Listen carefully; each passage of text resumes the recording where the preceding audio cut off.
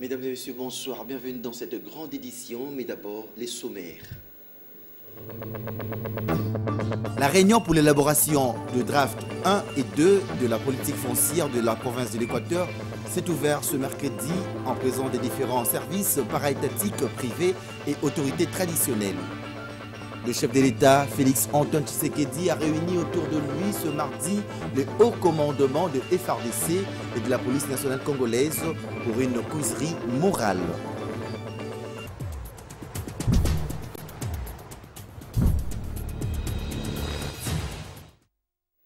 Effectivement, en ses qualités de président de la République et commandant suprême des forces armées de la République démocratique du Congo, le chef de l'État, Félix Antoine Tshisekedi, a réuni ce mardi 1er décembre le haut commandement militaire élargi aux régions militaires pour une causerie morale. Suivez l'État avec nos confrères de la presse présidentielle.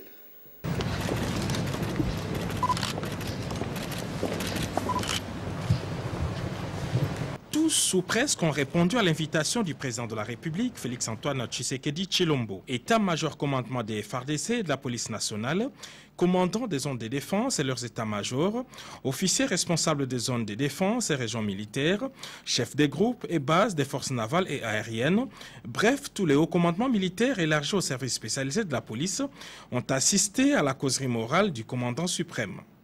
Pendant près de 4 heures, ces officiers généraux et supérieurs, une centaine au total, ont reçu des instructions claires et précises sur leur mission de protéger les institutions et l'intégrité territoriale.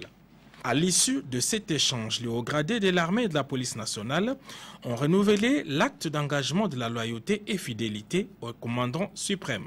Conscient de responsabilités et assignations que nous confère la constitution de notre pays, mû par le sentiment de n'œuvrer que pour l'intérêt supérieur de la nation, nous, militaires et policiers de la République démocratique du Congo, tenons à préciser, en ce 1er décembre 2020, ici, au Palais de la Nation, que conformément à nos missions constitutionnelles légitimes, demeurons apolitiques et républicains, totalement dévoués à la cause Congo. Face aux vicissitudes du moment, restons attachés aux valeurs démocratiques consacrées par l'article 187 de notre Constitution qui stipule que les forces armées et la police nationale congolaise ont pour mission de défendre l'intégrité du territoire national et les frontières. Elles participent de ce fait au développement économique, social, culturel et environnemental, ainsi qu'à la protection non seulement des institutions légalement établies, dont le président de la République, mais aussi la protection des personnes et de leurs biens. Ciment de l'unité nationale républicaine, les forces armées, la République démocratique du Congo et la police nationale congolaise, résolument dévouées au service de la République démocratique du Congo et à son peuple, ne se laisseront ni inféoder, ni détourner de leur mission sacrée par des vendeurs d'illusions en mal de glorioles. Redevables vis-à-vis de la population congolaise dont elles sont l'émanation, les forces armées et la police nationale congolaise rassurent votre suprême autorité qu'aucune campagne de sédition de quelque nature que ce soit ne viendra ébranler notre engagement citoyen et notre détermination à demeurer apolitique, national et républicain. À cet effet, nous, militaires et policiers de la République démocratique du Congo, saisissons la présente circonstance pour réitérer toute notre fidélité, toute notre loyauté sans faille, ainsi que toute notre disponibilité à œuvrer sous votre guise, Excellence, à l'accomplissement de nos nobles missions jusqu'au sacrifice suprême. Et comme l'indique notre serment, nous ne trahirons jamais le Congo. La causerie morale de ce mardi intervient 5 mois après celle du 11 juillet de cette même année. Au regard de la recrudescence de la pandémie de coronavirus en termes de deuxième vague à travers le monde, la ministre d'État en charge de l'emploi, travail et prévention sociale s'est rendue à Kalemi, dans le Tanganyika, pour s'enquérir des conditions des travailleurs dans cette partie de la République. Suivez. Kalemi, chef-lieu de la province de Tanganyika, à 2144 km à l'est de Kinshasa. Kalemi constitue la dernière étape d'une longue tournée de travail de la ministre d'État, ministre de l'Emploi, Travail et Prévoyance sociale, Dr Néné Lungankulu. Le gouvernement de la République démocratique du Congo accorde un intérêt particulier à cette province à cause de l'apport non négligeable de recettes au budget de l'État. Ce lundi 30 novembre 2020, Néné Lungankulu foule les sols de Kalemi par l'aéroport de Kayinda. Au pied de l'avion, le vice-gouverneur a un comité restreint de sécurité. À l'extérieur, c'est toute une population en liesse déterminée à réserver un accueil chaleureux à leurs filles.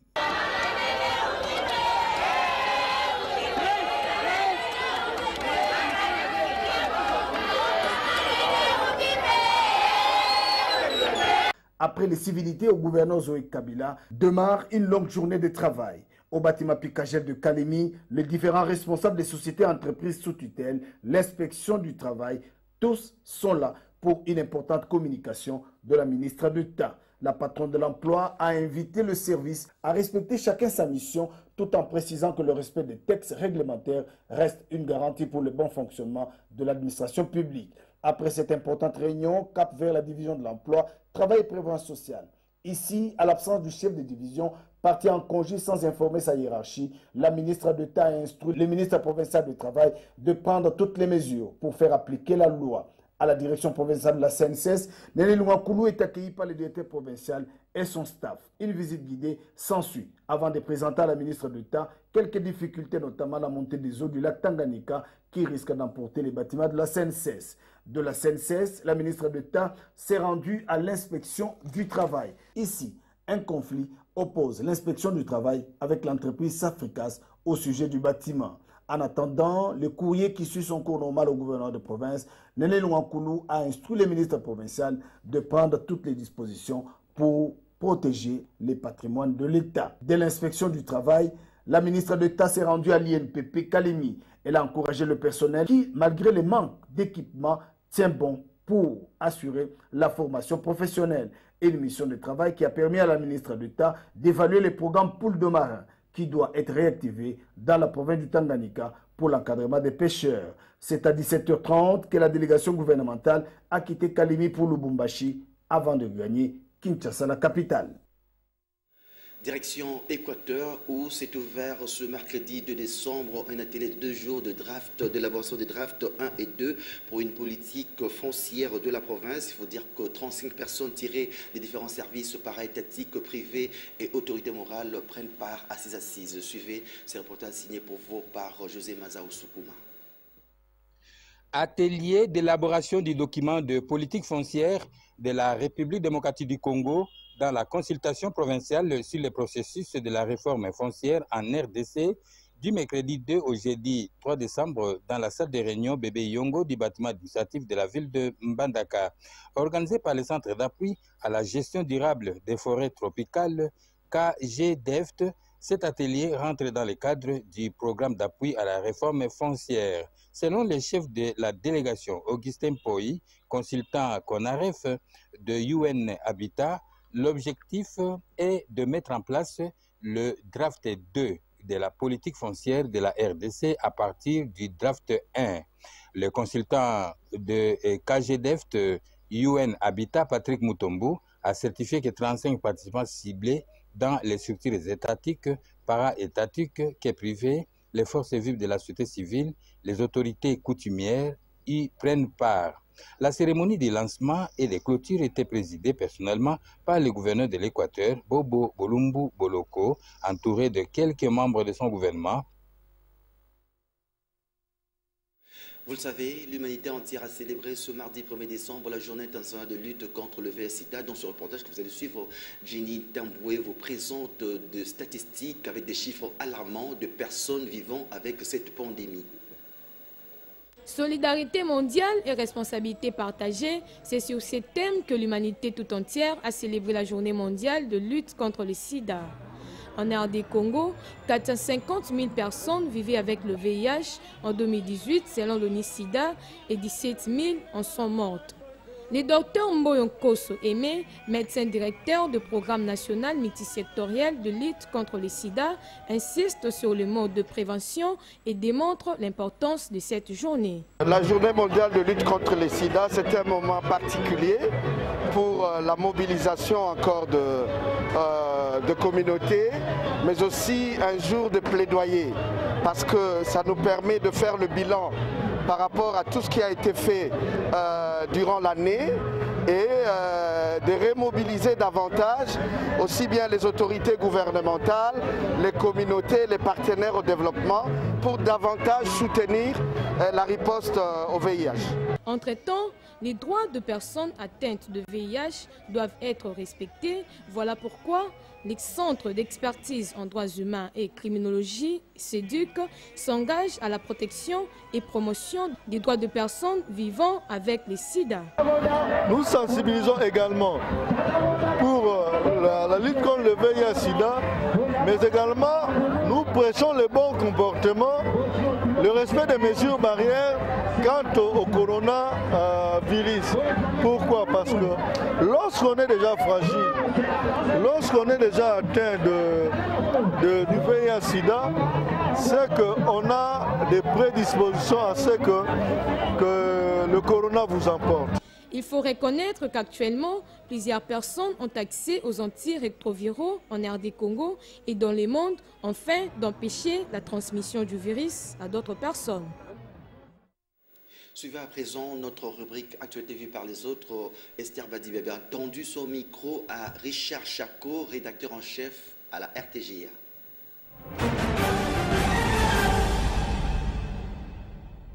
Le peuple congolais est suspendu à connaître les résolutions ou les résultats des consultations que le chef d'État a menées depuis pratiquement un mois. La deuxième actualité concerne tout le chef de l'État qu'il va participer du 3 au 4, c'est-à-dire demain, jeudi jusqu'à vendredi, à la 31e session extraordinaire de l'Assemblée générale des Nations Unies. Mais il ne va pas se déplacer à New York, parce que les Nations Unies c'est à New York, mais ce sera par visioconférence. Le thème retenu là-bas, on va parler plus du coronavirus. Coronavirus qui, depuis pratiquement une année, a frappé le monde. Et certainement, le chef d'État va donner comment la RDC a fait face et qu'on y a fait face, surtout à la deuxième vague de coronavirus. La rencontre du chef d'État toujours, hier avec l'armée. Et l'autre actualité, bien sûr, c'est aussi le décès. On continue à pleurer le sénateur Loa Kisanga. Mais c'est une perte parce que vous savez que Loa Kisanga était parmi le cadre du FCC qui ont accepté des rejoindre le chef de l'État dans sa démarche de chercher à créer l'Union sacrée des nations, en faisant fi des mots d'ordre des FCC. Mais il est décédé dans une condition qu'on ne connaît pas vraiment. C'est une perte énorme. Nous vous l'annoncions hier et nous poursuivons avec notre page rétrospective. Il vous souviendra que le 24 mars 2020, l'Afrique venait de perdre sa première victime du coronavirus, une icône de la musique africaine, Manu Dibango, pour ne pas citer son nom. Il est mort à l'âge de 86 ans à Paris. Son portrait vous est brossé ici par Papi Katassi.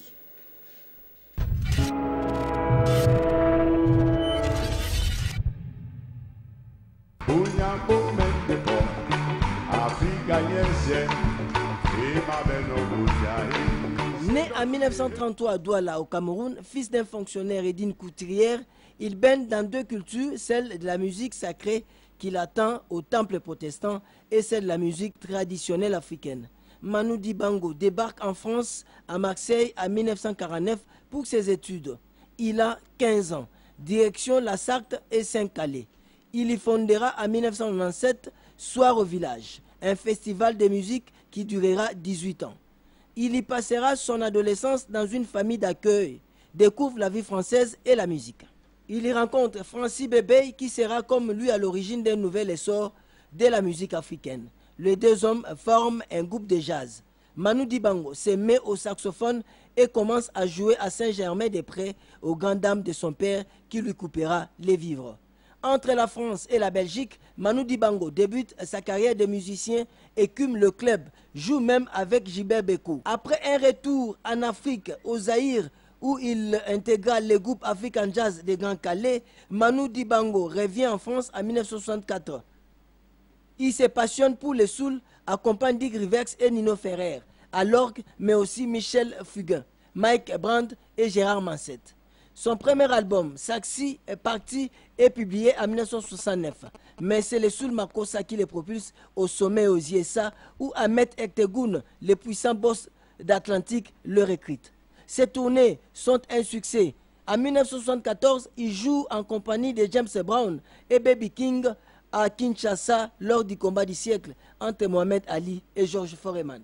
Lunettes noires, chemise large, saxophone à bandoulière et sourire gourmand. Dans les années 1970, Manu Dibango devient l'ambassadeur de la musique africaine et pose les bases de ce que l'on appellera la world music. Chevalier de la Légion d'honneur en 2010, Manu Dibango avait aussi été en 2003 le premier musicien africain à recevoir les grands prix de l'Académie Charles Gros pour l'ensemble de son œuvre. Musicien, le saxophoniste, le précurseur de la sono mondiale, est décédé le 24 mars à Paris en France des suites du coronavirus à 86 ans.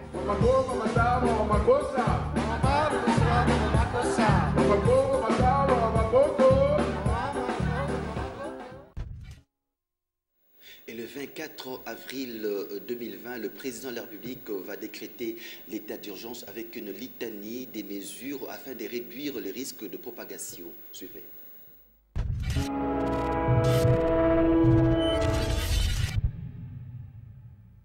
Déterminé à bouter dehors la grippe virale sévère, Covid-19 de la capitale Kinshasa et de la RDC, le président de la République démocratique du Congo, Félix Antoine Tshisekedi Tshilombo, a pour la seconde fois livré une série de mesures drastiques et draconiennes. Interdiction de tous les voyages de Kinshasa vers les provinces et des provinces vers Kinshasa afin de permettre le confinement de la ville de Kinshasa, foyer de la pandémie. Ceci implique l'interdiction de tous les vols des passagers dans les deux sens, Kinshasa province, à l'exception des avions transportant du fret et dont les équipages seront soumis à un contrôle d'usage strict au départ comme à l'arrivée.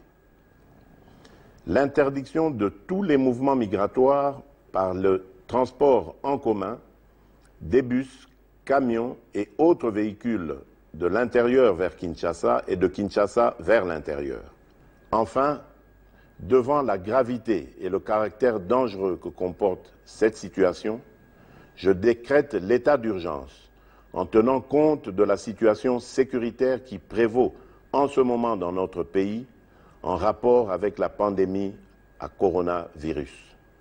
Dans une période d'épreuves et d'incertitudes comme celle que nous traversons, il est nécessaire que chacun soit appelé à prendre au sérieux cette pandémie et à observer toutes les mesures décidées à clôturer les chefs de l'État.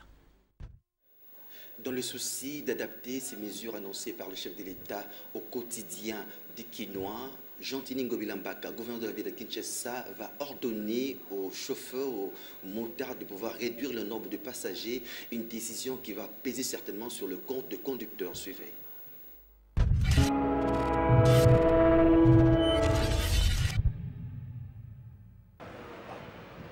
Les mesures préventives contre le Covid-19 édictées par le chef de l'État et appliquées par les gouverneurs de la ville de Kinshasa ne vont pas sans peser sur le transport en commun.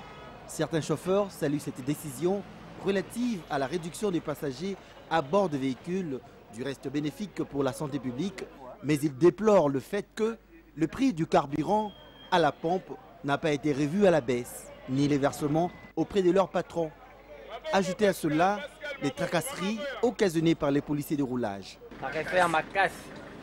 Il y a des patrons qui ne sont pas du tout exigeants. D'autres par contre exige le versement initial. Le prix du carburant est resté le même à la pompe. À cela, il faut compter aussi les tracasseries des policiers de roulage.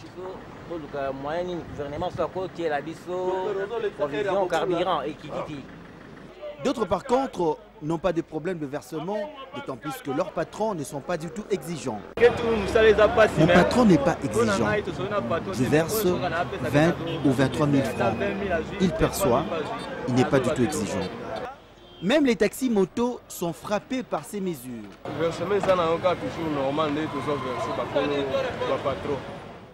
Pour nous les montards, les prix du carburant n'a pas changé.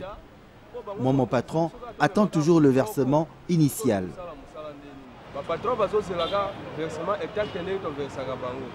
Kinshasa traverse une période difficile, certes, mais il est nécessaire d'observer ces mesures de prévention afin de barrer la route à la propagation de Covid-19.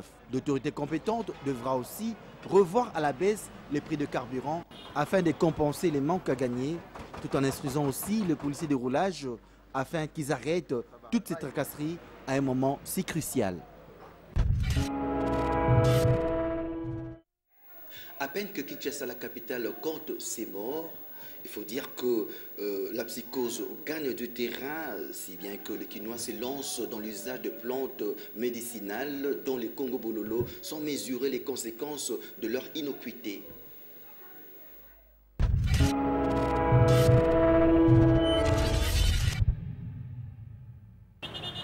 Face à la propagation du Covid-19, la population quinoise se prend en charge en consommant les Congo Bololo, un produit à base de plantes médicinales qui, selon certains, protégerait du coronavirus. Depuis la nuit de temps, nos ancêtres utilisaient les Congo Bololo pour soigner maintes maladies. Et c'est ce même Congo Bololo qui protège du coronavirus. Pour éviter les cas de cette mère qui a donné à ses enfants le Congo Bololo mélangé avec du citron et du gingembre, les vendeurs en donnent le mode d'emploi. C'est une grave erreur qu'a commise cette femme en mélangeant le Congo Bololo avec du gingembre et du citron. C'est ainsi que les enfants sont morts.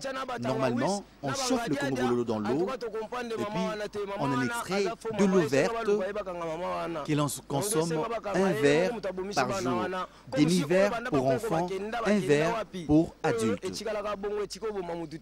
Bien que l'avis des experts soit partagé au sujet de l'usage de la chloroquine, le président de la République a encouragé sa production en quantité industrielle afin d'éradiquer totalement cette pandémie en République démocratique du Congo. Entre-temps, il ne faudrait pas non plus négliger l'apport de la médecine traditionnelle dont les chercheurs peuvent orienter la population sur la consommation ou non de Congo Bololo. Arriva alors l'annonce du confinement de tout Kinshasa durant 4 jours. Il faut dire que les Kinois vont envahir le grand marché pour s'approvisionner en produits de première nécessité. Il y aura des bouchons routiers partout. Et les soirs, le Premier ministre va suspendre cette décision. Suivez.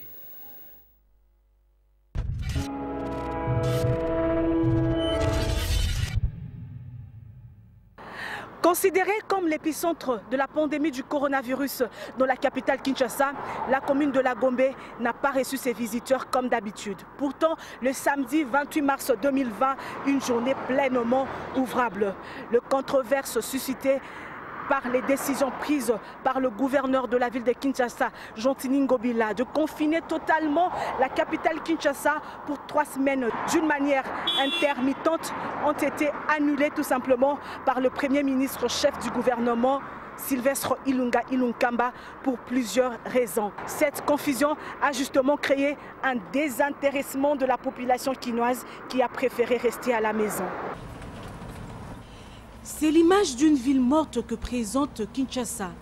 Pas de bouchons routiers comme d'habitude, boutiques et magasins fermés. Pour cause, l'annonce du confinement et son annulation ont plongé la population dans la désolation. Si bien qu'elle a jugé bon de rester à la maison au lieu de vaquer à ses occupations. Pour rappel, avant son annulation par le gouverneur de la ville, la mesure de confinement était à la base de l'attroupement de personnes venues s'approvisionner en produits de première nécessité au marché central et dans d'autres marchés de la capitale. Depuis le boulevard du 30 juin, situé dans la commune de la Gombe, Sylvie Fortuné Mboula et Précieux Mangonzoy pour Antenne A.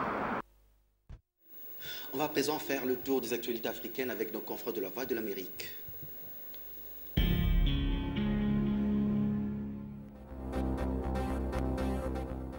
Le gouvernement éthiopien a accordé aux Nations Unies un accès humanitaire sans restriction à la région septentrionale du Tigré.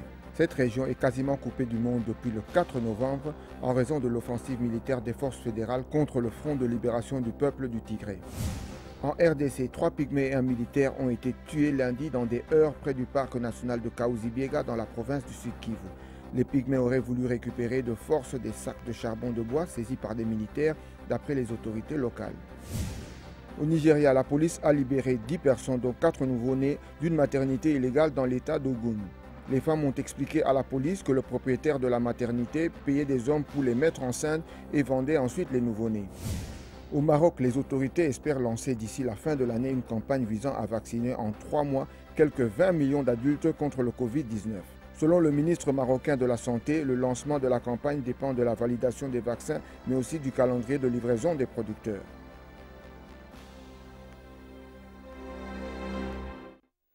Et si vous n'avez pas eu le temps de lire les journaux parus aujourd'hui, Papi Katassi l'a fait pour vous. Revue de presse, suivez.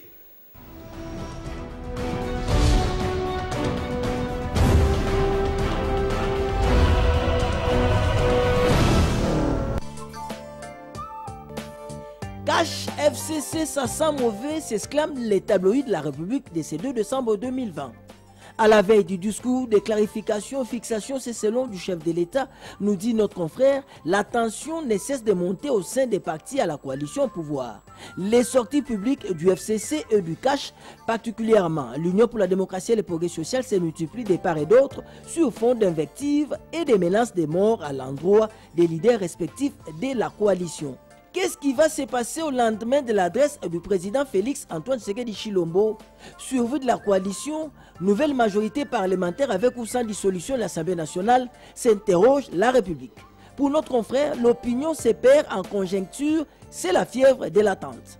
Dans le même ordre d'idées évoquant l'après-consultation des postes s'exclame, cul des sacs après consultation, il y a les consultations toujours, les consultations et des problèmes.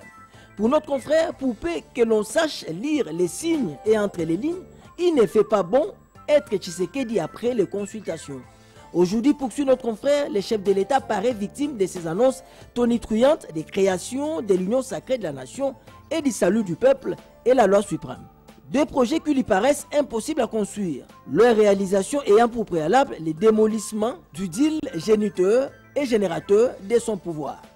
RDC, les forces armées et la police nationale congolaise font bloc autour de Félix Antoine Tshisekedi Tshilombo, s'exclame la prospérité de ce mercredi 2 décembre 2020. Face aux vicissitudes politiques et langagières de ces moments, rassurez-vous, Excellence Président de la République, nous allons demeurer apolitiques. Notre mission est la protection du chef de l'État, la population ainsi que leurs biens et l'intégrité du territoire national. C'est le message clair des forces armées de la République après leur entretien avec le président Félix Antoine Tshisekedi Tshilombo le mardi 1er décembre 2020 à Kinshasa. Selon notre confrère, le message des forces combattantes est clair. Elles sont derrière le commandant suprême des armées, incarnant la nation congolaise. De son côté, le quotidien L'Avenir de ce 2 décembre 2020 revient sur la rencontre entre Willy Bakonga Williman et le cardinal Fridolin Ambongo Besougou. Attitrant, l'Église catholique soutient la gratuité, mais de façon réaliste. Notre confrère relaie les propos de l'archevêque de Kinshasa. L'Église catholique a été toujours le grand tenant de la gratuité. Et nous tenons à soutenir la gratuité jusqu'à maintenant. Mais nous voulons le faire de façon réaliste. Les enseignants ont droit d'aller en grève s'ils estiment que leurs intérêts ne sont pas servis à lâcher le cardinal Fridolin Ambongo Besougou à l'issue de cette rencontre des vérités avec Willy Bakonga Wilma. Ça n'est fini pour cette revue de presse. Au revoir et à demain.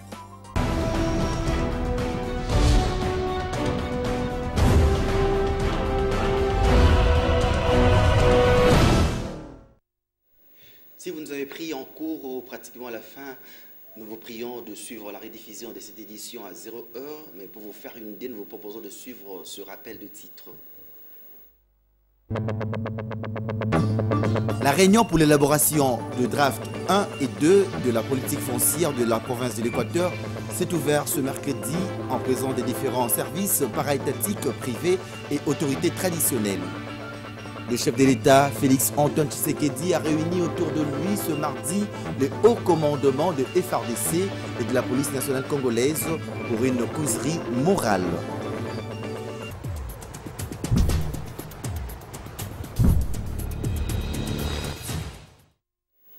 C'en est fini pour cette édition. Merci de l'avoir suivi. Merci surtout à vous qui nous suivez à partir du quartier Yolo numéro 2 à Kaouka dans la commune de Kalamou.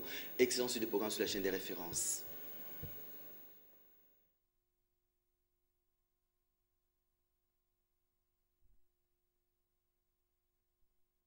Thank you.